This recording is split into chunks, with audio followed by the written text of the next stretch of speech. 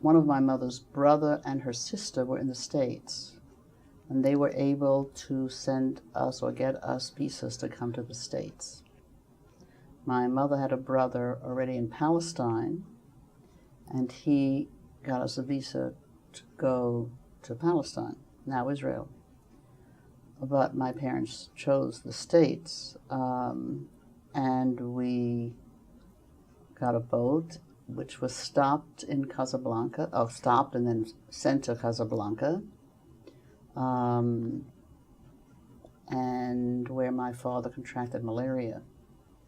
So that by the time we reboarded another boat and came to Martinique, the island of Martinique, which was kind of a evaluation center for getting into the States, my father was ill.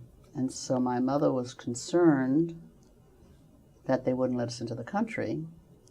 And that's how she tells it to me. So when it came to their turn to be inspected, she had a temper tantrum of some kind, yelling and screaming and all kinds of things, and they looked at her.